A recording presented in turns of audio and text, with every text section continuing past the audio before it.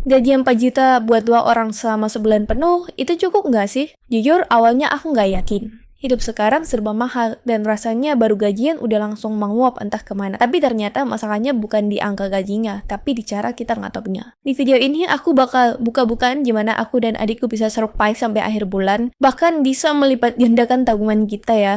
Bukan dengan jadi pelit, tapi dengan strategi yang lebih sadar aja. Langsung ke datanya. Ini perbandingan pengeluaran kita sebelumnya pas awal-awal aku terima gaji dan sesudahnya ini sekarang sistem yang aku pakai. Jadi pos terbesar ada di kontrakan itu 1,5 juta ya, sekitar 37% di gaji aku. Ini nggak aku efisiensikan sama sekali. Ada juga groceries 300.000, ya itu belanja bulanan. Ini juga nggak aku efisiensikan karena memang biayanya udah nggak pas buat sebulan. Berikutnya ada pos kedua terbesar yaitu makan.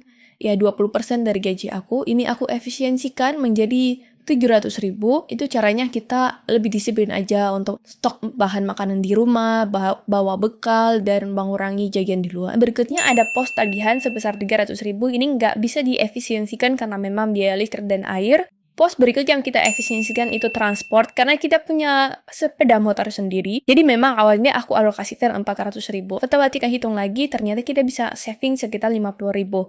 Nah ini awalnya kita coba untuk atur jadwal kita dengan baik. Kalau kita punya urusan yang banyak, ya perusin sekaligus dalam satu hari. Dan juga kita pakai cara kalau misalnya jaraknya itu masih lebih dekat, kita pilih jalan kaki biar kita nggak boros bensin. Yang kedua, yang kita efisiensikan ada pos internet dan jajan. Itu awalnya 500.000, kita kurangi menjadi 400.000. Nah ini karena kita nggak punya wifi, jadi aku alokasikan 400.000 ini buat berdua, masing-masing 200.000, dan kita harus upayakan gimana paket internet kita dan juga jajan kita harus cukup sampai sebulan dengan duit segitu. Dan yang berikutnya pos tabungan yang meningkat. Aku bisa mengalihkan biaya yang sudah diefisiensikan itu masuk ke dalam tabungan. Jadi awalnya tabungannya cuma 200.000, sekarang tabungannya jadi 450.000 sebulan. Angkanya mungkin kelihatan kecil, tapi buat kita berdua artinya kita punya tabungannya sedikit lebih banyak. Mungkin ada yang langsung menyeletuk, tapi kan 450.000 itu kan cuma 11% dari gaji kamu. Bukannya yang ideal itu 20% ya? Boleh aku jujur nggak? Rumus 50% kebutuhan, 30% keinginan, dan 20% tabungan itu bagus di teori. Tapi buat kita yang hidup dengan gaji 4 juta di kondisi sekarang, angka ideal itu seringkali cuma jadi standar yang bikin kita merasa gagal. Lihat sendiri kebutuhan pokok kita. Kontrakan dan tagihan aja udah makan hampir 80% dari total gaji yang aku punya. Gimana caranya kita bisa langsung nyampe 20% tabungan? Kalau kita paksain, yang ada kita stres dulu. Jadi kalau sekarang kamu belum bisa nabung di angka ideal 20% itu wajar, karena aku juga belum sampai situ. Dan menurut aku itu bukan kegagalan.